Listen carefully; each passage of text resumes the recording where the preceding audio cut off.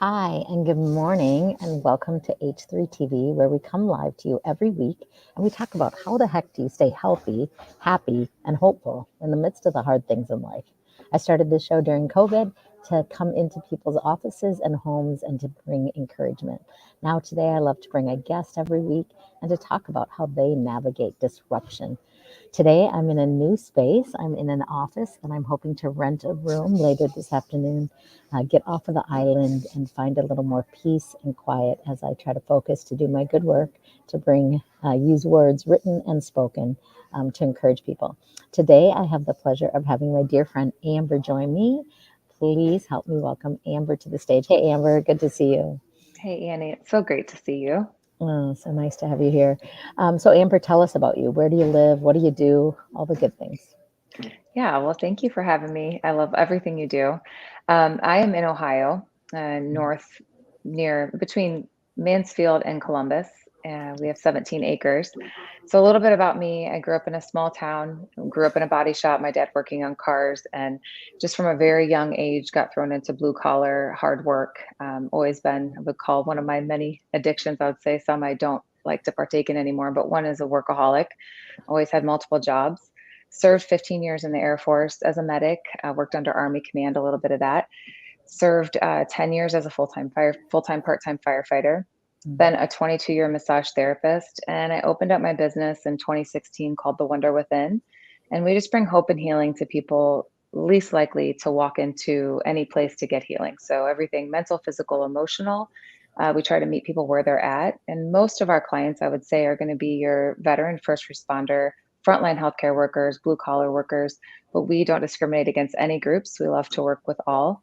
And like you, I love to share my message through writing and through speaking. But it's just really grown and evolved. And I couldn't be where I'm at today if it weren't for all those steps and jobs and careers that I had. And I've got two amazing children that we homeschool. My husband runs his own business, and we hope to have cows here soon. So that's a little snippet. I love it. Thank you again for your service. It is very heavy on my heart this week. All our beautiful people that try to bring service to others, from peace officers to firefighters, as the three men that were lost in Minnesota were just blocks from where my kids grew up. And so I've just been a lot in prayer about them and their families and all the children involved on both sides. And it's just heartbreaking. And so I am so grateful, immense gratitude for those who serve, walk in toward the fire, literally and figuratively, in the midst of storms in life.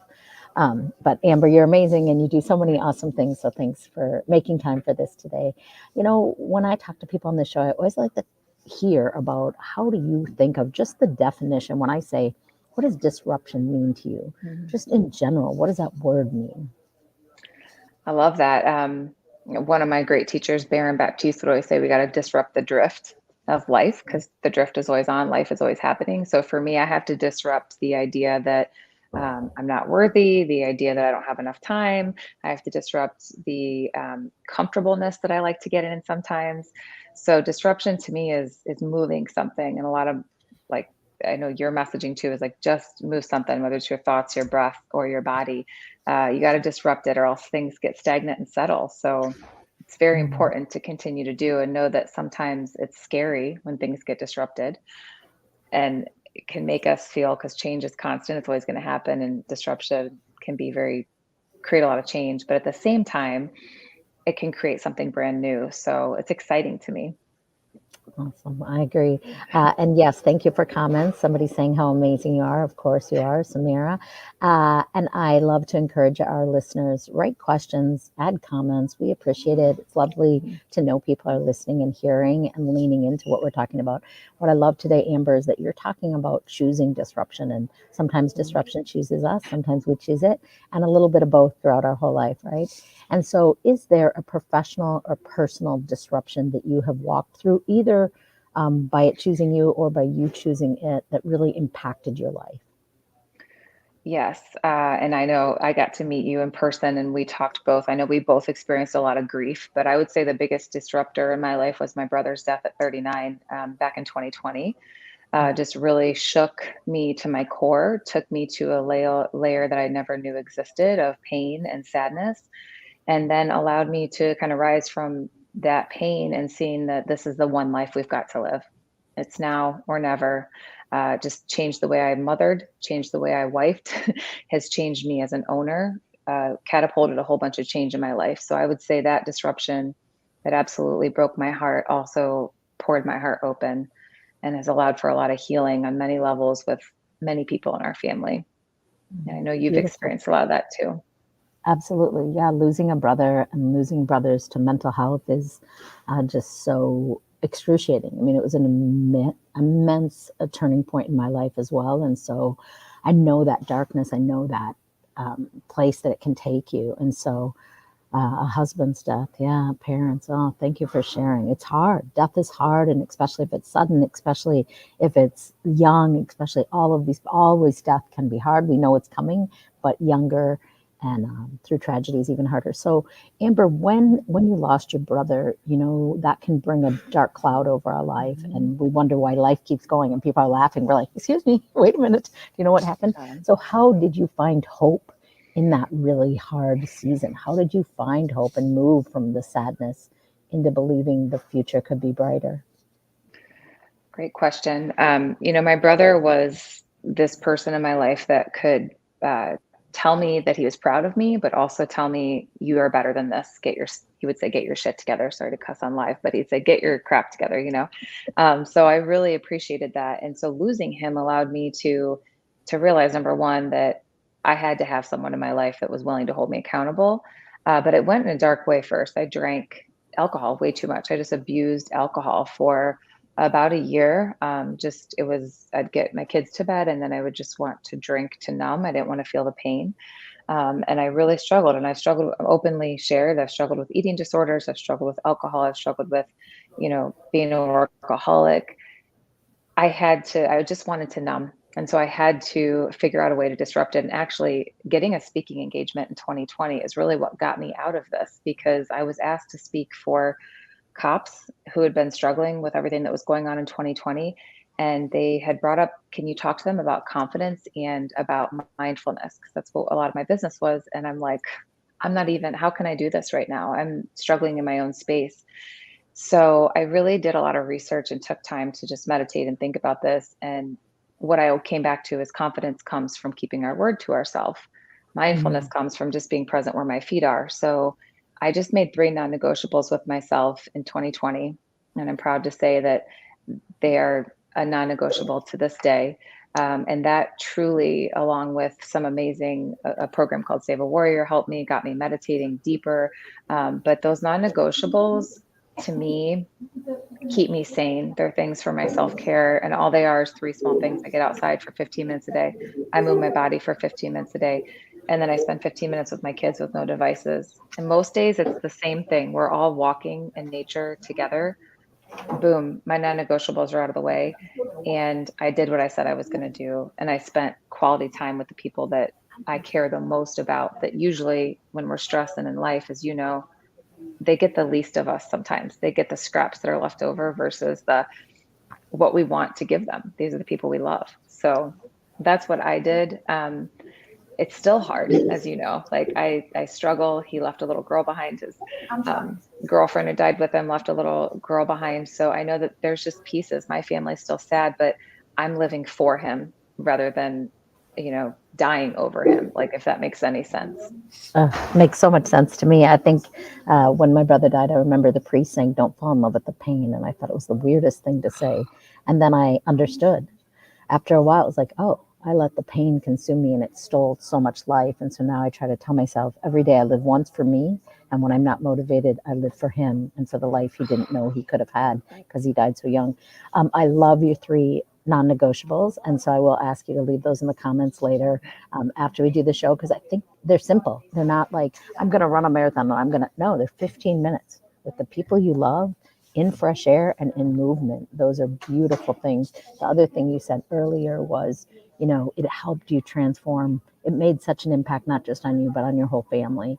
And I also thank you for being vulnerable to talk about turning to alcohol. I think sometimes when pain is so intense, it's like, I can't even feel this. I'm going to turn to food. I'm going to turn to alcohol. I'm going to turn to obsessing about something else. So I never give myself space to feel what I feel. And so what I want you to share with us next, Amber, is how did you stay healthy? And for me, when I think about health, I always think of it in 7 areas. I think our physical health, which is what most people go to, but as you and I know, as gym owners, there's so much more to us, and we are one being. So it can be our emotional, our mental, our financial, our relational, our career, our spiritual. How do we stay healthy, or how did you stay healthy in the midst of the sadness and allowing yourself to figure out and to grieve? Oh, it's great. All your questions are so good. And yeah, it's grace. Like I have to come back to grace because I'm going to fail. I'm going to, we have to eat all the time. Again, I struggle with eating disorders. I'm going to go somewhere where I don't want to go sometimes and eat foods I don't want to eat. There's going to be days I'm not going to work out. There's going to be days where the bare minimum's all it's getting reached as I just walked outside for 15 minutes. But can I give myself grace? Because shame comes from those addictions, right? When we have these addictions, we hide them because they're shameful and we don't want to share it. But what I've learned, and I know you know this as a speaker, the more that I share it, the more people understand that they're not alone and that they can share their own stories of struggle. So I have just had to continue to give myself grace on the days that I'm not perfect, on the days I snap at my husband or my children, which is going to happen because I'm a human being. Can I give myself some grace and just take space? Like sometimes it's not action that I need, it's subtraction. It's less action. It's moving into silence or nothing, or going to bed earlier rather than trying to get more work done. Um, Grace. I just keep coming back to that word, like, and to offer that to others. I can't offer others grace if I can't give it to myself. That's right. I'll give it to it with an expectation or a string attached. But when I really can give myself grace and space, I can start to accept all these things around me as just life rather than this is happening to me. It's so horrible, if that makes sense. Yeah, 100%. And Samara, thank you for sharing in the comments. She's just talking about choice. And, I think Amber and I both really live that and believe that not just we get to make choices, but every day and every second of every day. And sometimes we don't make the right choice and sometimes we do. And so you're talking about what you teach and living with integrity. You're talking about offering yourself grace and gentleness when you mess up, because we're human and we're going to mess up. And so there's a lot of choices in every day, and new chances to make good choices. Did you have any? I don't love rules, but I love rituals and routines. Did you have any rituals, routines for your morning or your evening or midday when sometimes I think when we're going through great grief, it almost feels like you can't breathe, like you're holding it in your chest and you're choking almost on the pain. Did you have any habits that helped you, or processes that helped you move forward when grief tried to steal life from you? Yeah, I mean, so true. I can say that a lot of the first were those unhealthy habits, and they were so ingrained because they were so comfortable to go to, even though they brought so much discomfort. And then I really just got into the fact that like you just got to move something. So truly nature, like that, getting outside, whether it's, I live in Ohio. I know you're from Minnesota. Like the darkness, the coldness of winter is depressing. And I know you're in Florida now, but it is so heartbreaking how, we want to stay inside. And so when it got really bad, I would just go outside. It didn't matter the weather. But that non-negotiable of getting outside throughout the winter changed. I didn't get seasonal depression anymore. And even though there's not a lot of sun, even though it's not Florida, even though it's cold and I have to wear multiple layers, that always shifted me. Even if I came from a big pile of anger and rage and sadness and I went outside, even if it's for 5 deep breaths, it's like it shifts us, changes That's something, right. shakes it up, disrupts it. So That um, 100%. nature has always been, and I still, I love, I mean, I do cold and hot plunges now, but I used to just love getting out in nature no matter what, just shifted it. Plus, if there's an environment of like toxicity that I'm in, right? What a better way to just move out of that. That's right. And welcome to the show, Janet. We're glad you're here with us and encouraging Amber and I as we chat. I love it. It's why I moved to Florida. I mean, it really has been my driving thought for 30 years is movement is medicine. Movement is medicine. Fresh air is healing. Like I need sunshine. And you're right, being in Minnesota for a long time, it was really easy to go to bed early and sleep in. And here I get up early and I want to get going and be outside. And that movement, it's amazing. movement is so much more than our physical, right? It's our emotional, it's our mental, it's all of those things being able to release and just calms you down. Literally just being in movement and being outside in fresh air. It's amazing, the gift, and it's affordable. It costs you nothing. You could do it. So I love that, getting out into nature. This is a bit of a harder question, especially as I think back about enormous grief that can consume, is how did you stay happy and where did you find humor in the midst of that really hard season? And again, I love that you said, Amber, this isn't what I did right away. It took me a minute. I turned to everything unhealthy first. And then I was like, wait a minute. So Yeah. thank you for sharing that. Yeah. So Um, and so you were asking what did I find? Music. I had, my brother had these playlists that he had saved, like a way we connected. We were not close through high school. Like he was 2 years older than me. So he always had to drive me everywhere. We did not have a good relationship until he went through a tough divorce. And it's interesting. I always had to listen to whatever music he chose. But when he passed away, I had these playlists that he had made, and it just brought back so many memories, good and bad, but also just I felt so connected to him. And knowing, I'm a person of faith, and just knowing that like he's out there and I can talk to him. And I just started doing that. Like I would just ask him questions, and sometimes I'd feel like I'd get an answer right away. And, I tell people that and they think I'm crazy. And I'm like, you can think I'm crazy, but it gave me comfort, gave me hope.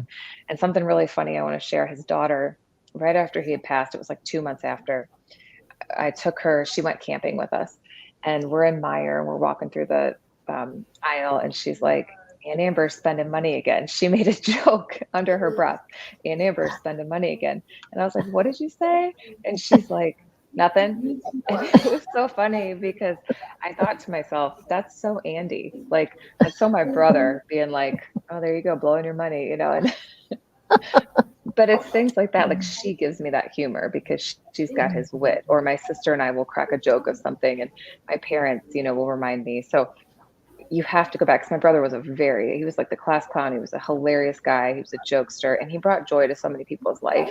So just focusing on those things, and then it brings it back to your own life, right? Like, what am I doing to bring lightness to people, to bring joy, to get out of the heaviness that we can feel, because the world can feel heavy, or the day can feel heavy, but we yeah, always can bring light. So music and humor for sure. I love that. I love music and humor. And actually, Amber, you're making me think about, and I've never made a playlist for myself or anyone else. One of my daughters made us a playlist. She calls it the mom and dad old people playlist. I'll take it. I don't, but you're saying this, and I was at a funeral in January, and it was interesting. Like at the lunch, everybody was talking about the man who passed and how he would make playlists and send them to people. And so I love that, like through the music, through the words, you can still feel the presence and hear the voice of this loved one that you've lost. So it's making me like, should I learn to make playlists? Maybe I should do that. Maybe that's a really cool thing to give people, that makes them know you're thinking about them, and songs that make you think of them. I love a playlist. And super hysterical, your niece saying Aunt Taylor's pretty much. I can see that about my brother, the one that's still living in California, him being like that to me. So that's really cool. I want to know, Amber, because we have listeners and hopefully they haven't lost a family member or so young, but we know people pass on. And so, um, is there anything that you wish you knew, that you wish somebody told you before you lost your brother? Like anything you do differently, and anything you knew, or any wisdom maybe you've learned since that you want to bestow onto our listeners today? Yeah, thank you. I wish I had more recordings of him. I can still hear his voice, but everybody says that when people pass, like their voice is what you forget the first. I wish I had more recordings of us, and I think videos and everything is so like this now. Like this is out there forever for us, hopefully. But I wish I just had more of that, because I think it's so personal to see their facial expressions, to see what they're saying. And even in the midst of disruption, a lot of families that don't speak to their siblings, don't speak to people they care about. Even the pictures, can you just hold on to pictures a little longer? Everything's digital now, but I still like the framed pictures I can have. Um, I would just really, and I don't just mean capture the video with your phone. I mean, like, can you really capture those moments? Because yeah, there might not be another one. And it's so cliche, but when you lose somebody, that becomes so real. And then as time goes on, you start to just forget that it could be our last.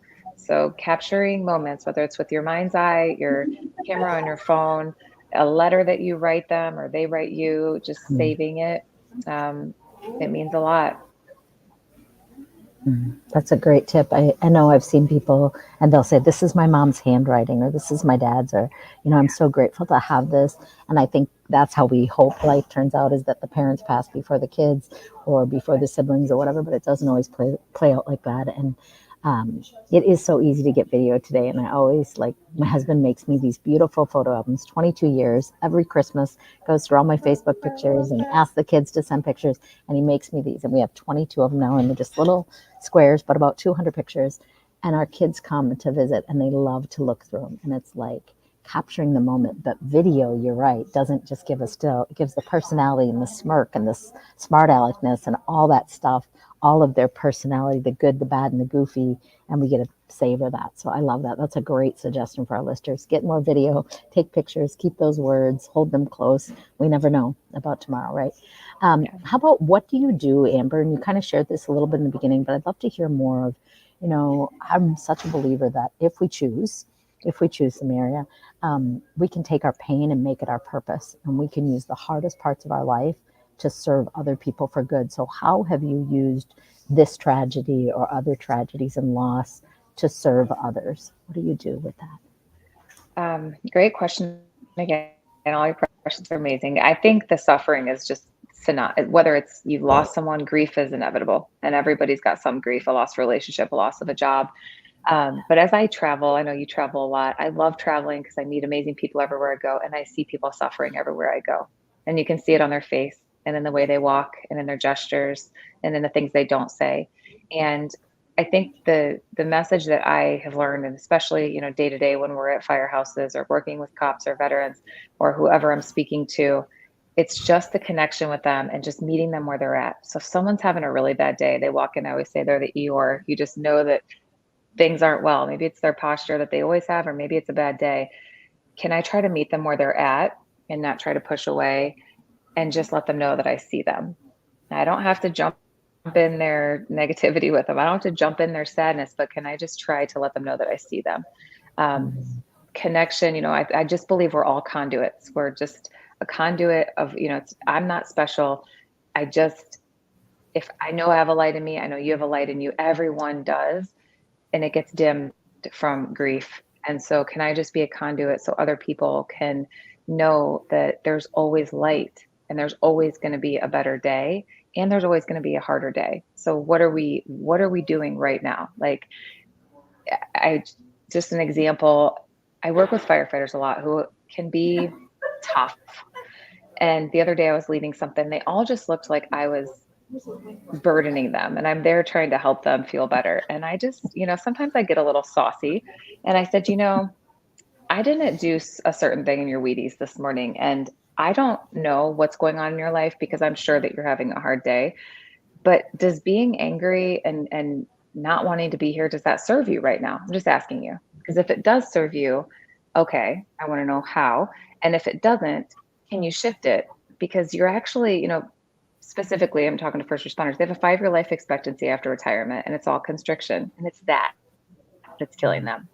It's that right there, that what was presenting. And I'm like, can we just shift right now? Right? Because right now is all we have. And I think that we always think there's going to be more time. They always think it's okay if I'm angry right now because this person did this to me. It's okay if I don't want to do the thing. But those are the regrets we have. Why did I waste my time being bitter, sad, hurt? It didn't happen to me. It's happening for me. Can we just shift that perspective? It's hard. I have it in front of me every day with my children. They're 9 and 11. They have their strong personalities. I'm constantly coming up against little Amber from when I was that age. Right? You raised your kids. It's like so hard. But at the same time, can I get through the tough thing? And then can we hug? Can we engage eyesight? Can we just recognize that suffering is inevitable, but it is a choice in the moment to choose how we're going to use that suffering, if that makes sense. That's right. And if it's going to consume us and allow us to ruin every moment that we have left. Samara is sending us a hug from Paris. Amber and I will receive that hug. So thank you, Samara. I hope to get back to Paris someday. I got to speak there in 2015. It was amazing. So beautiful. Thank you for sharing that. And I love sometimes me too. I don't know. Salty. I'm always like, I'm like direct. I'm like bossy Annie in your face. Like you can be miserable here or not, but we got 45 minutes left. So maybe you want to learn something. And then they're like, oh, she's for real. She's not messing around. No, she's not. So anyway, thank you for being that and for calling people out. Cause I think we get so stuck on, well, you don't know. You don't know. And I'm like, no, I might not exactly know what you've been through, but what I do know is that we get to decide in this moment and for this moment right now, no matter how painful our life is around us and life is happening so fast and so much pain. And like, also, I think with disruption, you don't always get to recover before that next challenge comes in our life, that next struggle. And it's like, not like, okay, here's your 5 years to go sit and grieve and relax. And before something else comes, things come. So what I want to know, Amber, because you do beautiful work with so many people, is I'd love for you to share like a story of somebody you have had the opportunity to work with in an audience or individually, physically, emotionally, and mentally, and their success that they had, that your work has really had this positive impact on people's lives. Oh, I got to go to a story that didn't have a happy ending, but it's very powerful. I used to volunteer massage. That was my first career done that for 22 years. I used to volunteer massage for hospice. And I had the opportunity to massage this amazing gentleman named Bob, who was a Tuskegee Airman.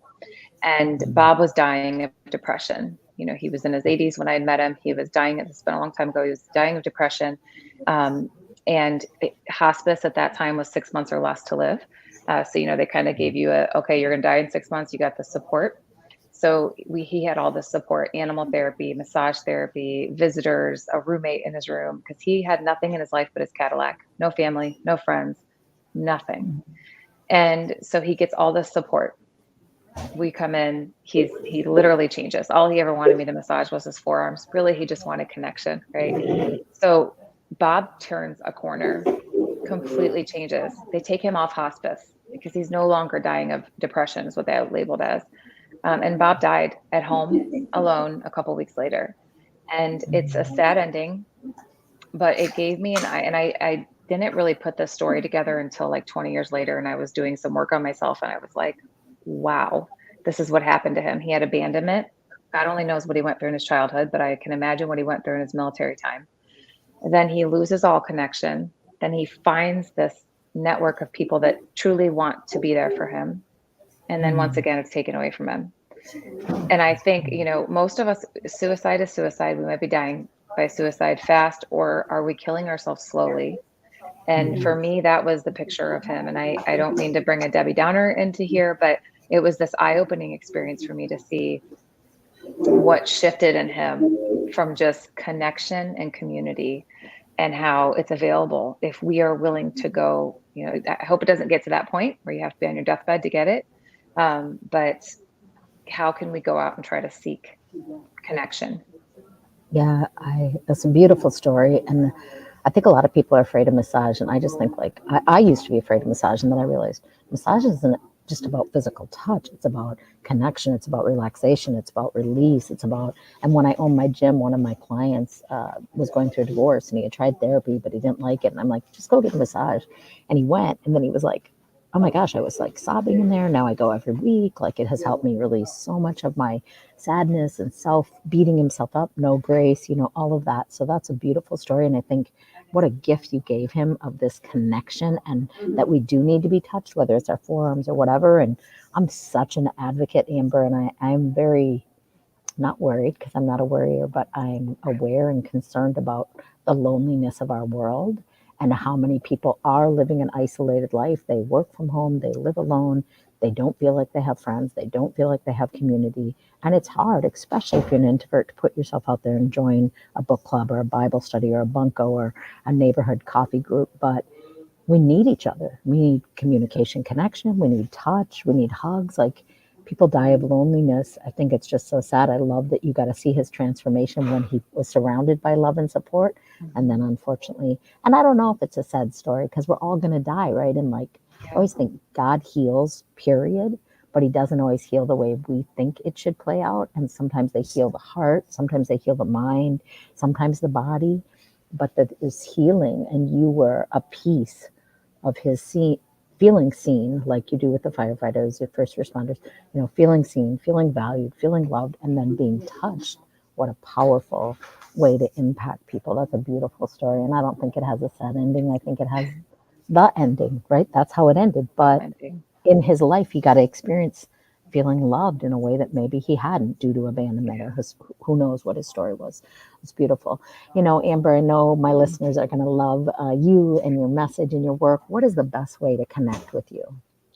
Thank you, Annie. TheWonderWithin.com. We have a Instagram, Facebook. It's all just The Wonder Within. Would love to. Our website has all the information to contact us, whether you want to book us to speak or for a wellness event or just connect. We're about to launch our podcast, The Wonder Within Speaks, here soon. Or maybe I'll do this platform because I just love. I agree with you that the live is where people want us. That they don't want scripted, and this has been such a great opportunity. And thanks for being my buddy back in the day with NSA too, because you are a light, Annie. My kids know you as Annie the Pineapple Lady, and they love you. I am Annie the Pineapple Lady. Yes, Amber and I met at the National Speakers Association Influence Conference, and I got to be her buddy, her mentor, her partner, as I had been going for years, and it was her first time. It was such a gift to meet you.